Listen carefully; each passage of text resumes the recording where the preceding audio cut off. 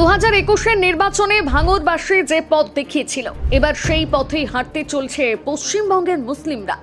আর সেই পথ হলো তৃণমূলকে ক্ষমতা থেকে সরানো। তাই এবার ভোট যত এগিয়ে আসছে ততই চিন্তা যেন বেড়ে চলেছে তৃণমূলের। কারণ একদিকে যেমন একের পর এক অ্যাকশন নিয়ে চলেছে নির্বাচন কমিশন, তেমনি অন্যদিকে কোম্পানির পর কোম্পানি কেন্দ্রীয় বাহিনী নামিয়ে যাচ্ছে স্বরাষ্ট্র মন্ত্রক। আর এরই মধ্যে তৃণমূল থেকে মুখ ফিরিয়ে নিচ্ছে বাংলার তাবড় তাবড় মুসলিম নেতারা, যার প্রভাব এবার ভালো রকম দেখা যাবে তৃণমূলের ভোট ব্যাংকে। আর এই কথা আমরা বলছি না, বলছে বাংলার বেশ কিছু রিপোর্ট ও বাংলার ইতিহাস। এক কথায় এবার বাংলায় বদলে যাচ্ছে মুসলিম ভোটের সমীকরণ। কিন্তু হঠাৎ কি এমন হলো যার কারণে মুসলিম ভোটাররা হয়ে পড়ছে তৃণমূল বিমুখ? কারা রয়েছেন এর নেপথ্যে? আজ ইন্ডিয়া হুড ডিকোডে আমরা তুলে ধরবো এমন কিছু ঘটনা যা আমার আপনার ধারণারও বাইরে। তাই ধৈর্য ধরে ভিডিওটি শেষ পর্যন্ত দেখুন। আর এখনো যদি চ্যানেলটিকে সাবস্ক্রাইব না করে থাকেন তাহলে ঝটপট ক্লিক করে ফেলুন সাবস্ক্রাইব বাটনে আর টিপে দিন বেল আইকনটি। তৃণমূলের ভোট ব্যাংকের মেরুদণ্ড মুসলিমরাই। চলুন মূল বিষয়ে যাওয়ার আগে আপনাদের জানিয়ে দিই একটি চমকপ্রদ তথ্য। রিপোর্ট বলছে 2006 সালে বাংলায় তৃণমূল পেয়েছিল মাত্র 22% মুসলিম ভোট। 2011 সালে তা বেড়ে হয় 35%। 2016 সালে তা বেড়ে দাঁড়ায় 51%।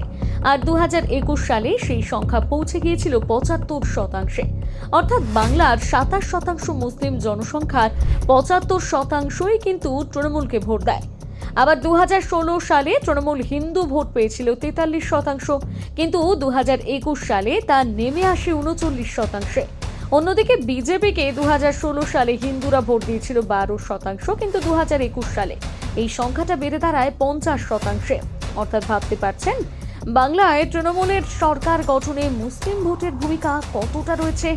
আর এতদিন তৃণমূলের পক্ষেই মুসলিম ভোট ব্যাংক আনার কাজ করেছিলেন যে সমস্ত তাবড় তাবড় মুসলিম নেতারা, এবার তাদের মধ্যেই হঠাৎ করে দেখা গিয়েছে তৃণমূল ছাড়ার হিড়িক। চলুন এবারে দেখে নিই তারা কিভাবে হতে চলেছে এবারের ভোটে বড় ফ্যাক্টর। তৃণমূলের মুসলিম ভোট কিভাবে কমতে পারে আর সেক্ষেত্রে হুমায়ুন কবির কিভাবে বড় ফ্যাক্টর হতে পারে সেটা জানার আগে জানতে হবে আমাদের রাজ্যের কোন কোন জেলায় মুসলিম ভোটার সংখ্যা বেশি। এই তালিকায় শীর্ষে রয়েছে মুর্শিদাবাদ। সেখানেই প্রায় 66% ভোটার মুসলিম। এসআইআর এর আগে সেখানের ভোটার সংখ্যা ছিল মোট 54,85,248 জন, যার মধ্যে মুসলিম ভোটারের সংখ্যা প্রায় 35 লক্ষের কাছাকাছি। অর্থাৎ এখানে কিন্তু মুসলিম ভোটই মূল ফ্যাক্টর ছিল, আছে আর থাকবে। রিপোর্ট অনুযায়ী 2021 সালে এখানে তৃণমূল কংগ্রেস জিতেছিল প্রায় 54% ভোট পেয়ে, আর বিজেপি 24%। তবে এবার মুর্শিদাবাদে তৃণমূলের জন্য টাফ কম্পিটিটর হয়ে উঠেছে হুমায়ুন কবির। হ্যাঁ, ঠিকই শুনেছেন, 2025 সালের ডিসেম্বর মাসে হুমায়ুন কবির তৃণমূল ছাড়েন আর খুলে ফেলেন নতুন দল আম জনতা উন্নয়ন পার্টি।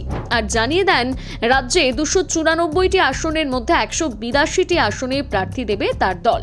আর বাবরি মসজিদ ইস্যু নিয়ে সেখানে ইতিমধ্যে নিজের প্রভাব আরও বাড়িয়েছেন তিনি।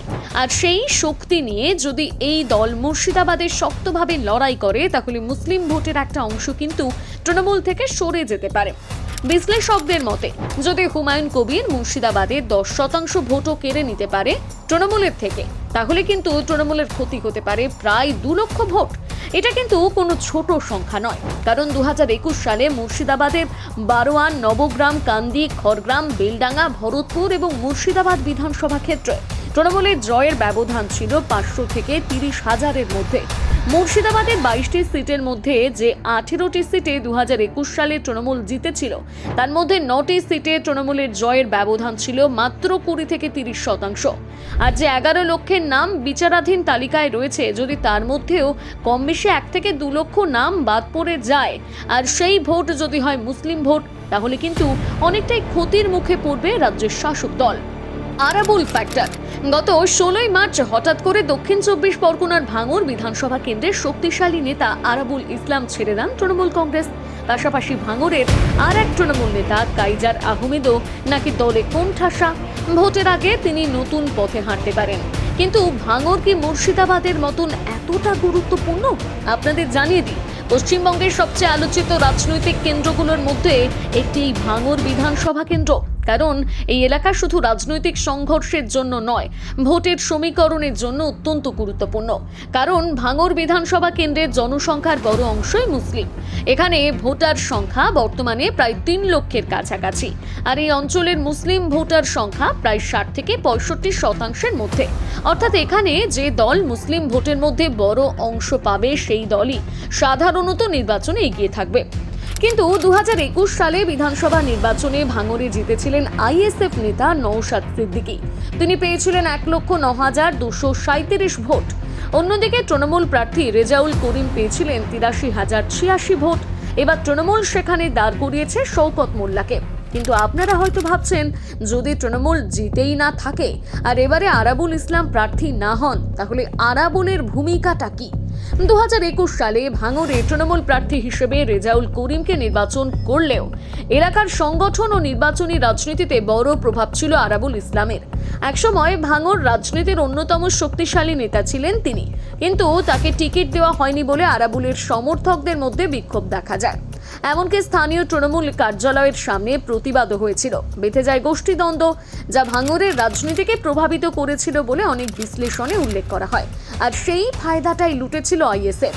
আর এবার আরাবুল দল ছেড়েছে আর যোগ দিয়েছে আইএসএফ এ। অর্থাৎ আগেরবার তিনি থাকাতেও যে ভোট যুদ্ধ জিততে পারেনি তৃণমূল, এবার সেখানেও ভোটের শেয়ারিং আরোই কমবে। শুধু তাই নয়, এর প্রভাবে ভাঙড়ের পার্শ্ববর্তী এলাকা যেমন ক্যানিং, বসিরহাট, মগরাহাটে এবার তৃণমূলের ভোটে ভাগ বসাতে পারে আইএসএফ। অর্থাৎ ভাঙড়ের মতো কেন্দ্র তৃণমূলের পক্ষে জেতা প্রায় অসম্ভব, এটাও বলা যেতে পারে। মনিরুল ফ্যাক্টর। 2026 সালের 17 মার্চ বিধানসভা নির্বাচনের জন্য নিজেদের প্রার্থী তালিকা প্রকাশ করে তৃণমূল কংগ্রেস। দেখা যায় প্রার্থী তালিকায় নেই প্রায় 74 জন পুরনো বিধায়ক, যার মধ্যে একজন হলেন ফারাক্কার বিধায়ক মনিরুল ইসলাম। আর তিনি 18 মার্চ প্রার্থী তালিকা প্রকাশের পরদিনই টিকিট না পেয়ে সরাসরি বিদ্রোহের সুর তোলেন। তিনি বলেন, আমাকে বলির পাঠা করা হলো। শুধু তাই নয়, তিনি এও বলেন, প্রয়োজনে তৃণমূল ছেড়ে ভোটে দাঁড়াবো, কিন্তু এবারের ভোটে আমি লড়বো। তবে কোন দলের হয়ে নাকি নির্দল প্রার্থী হিসেবে তা এখনো খোলসা করেননি তিনি। এবার আপনাদের জানিয়ে দিই, ফারাক্কায় মোট ভোটার সংখ্যা 2,12,523 জন, যার মধ্যে 60 থেকে 65% মুসলিম ভোটার। তবে এর মধ্যে এসআইআর এ বাদ গিয়েছে প্রায় 12,000 নাম। আর 2021 সালে এই কেন্দ্র থেকে 1 লক্ষের বেশি ভোট পেয়ে জয়লাভ করেছিল মনিরুল। পেয়েছিলেন 55% ভোট, আর বিজেপি পেয়েছিল প্রায় 23% ভোট। অর্থাৎ তিনি যদি ভোটে দাঁড়ান আর যদি কিছু সংখ্যক ভোট কেটে নেন তৃণমূলের থেকে, তাহলে কিন্তু খেলা অনেকটাই ঘুরে যেতে পারে। আরও 13 বিধানসভায় পড়বে প্রভাব। তবে শুধু মনিরুল বা আরাবুল নয়, এবারে বিধানসভা নির্বাচনের আগে আরও 13 জায়গায় সিটিং মুসলিম এমএলএ কে সরিয়ে নতুন প্রার্থী দিয়েছে তৃণমূল কংগ্রেস, যাদের মধ্যে রয়েছে ইসলামপুরের বিধায়ক আব্দুল করিম চৌধুরী, হরিশ্চন্দ্রপুরের তজমুল হোসেন, সুজাপুরের আব্দুল গনি, লালকেল্লা থেকে মোহাম্মদ আলী, বেলডাঙ্গা থেকে হাসানুজ্জামান শেখ, জলঙ্গি থেকে আব্দুর রাজ্জাক, বাদুরিয়া থেকে আব্দুর রহিম দিলু, আমডাঙ্গা থেকে রফিকুল রহমান, দেগঙ্গা থেকে রহিমা বিবি, হারোয়া থেকে রবিউল ইসলাম, বসিরহাট উত্তর থেকে রফিকুল ইসলাম, মগরাহাট পশ্চিম থেকে গিয়াসউদ্দিন লস্কর, পাঁশকুড়া পশ্চিম থেকে ফিরোজা বিবি। যদিও এরা কেউই এখনো নিজের দলের বিরুদ্ধে বিদ্রোহ করেনি, তবে ভোট এখনো 20 থেকে 25 দিন বাকি আছে। তার আগে এই সমস্ত নেতাদের প্রভাবে যদি আরও কিছু মুসলিম ভোট এদিক ওদিক হয়ে যায়, তাহলে কিন্তু তার ফল ওঠাবে বিরোধীরা। 2021 সালে বিধানসভা নির্বাচনে মানুষ দেখেছে একেবারে নতুন উঠে আসা এক মুসলিম নেতা নওশাদ সিদ্দিকী জয়ী হতে। আবার 2024 সালে লোকসভা নির্বাচনে অধীর গড় মুর্শিদাবাদে আর এক নতুন মুসলিম নেতা ইউসুফ পাঠানকেও জয়ী হতে দেখেছিল মানুষ। এমনকি বাংলার অধিকাংশ মুসলিম এলাকায় তৃণমূলের মুসলিম বিধায়কের সংখ্যা অনেক বেশি। তাই এই মুসলিম নেতারা যে এবারের ভোটে বড় সড় প্রভাব ফেলতে চলেছে, সেটা অনেকটাই পরিষ্কার। এবার আপনার কি মনে হয়, সত্যি কি তৃণমূলের ভোট ব্যাংকে প্রভাব ফেলবে মুসলিম নেতারা? জানাতে ভুলবেন না আপনার মতামত কমেন্ট করে।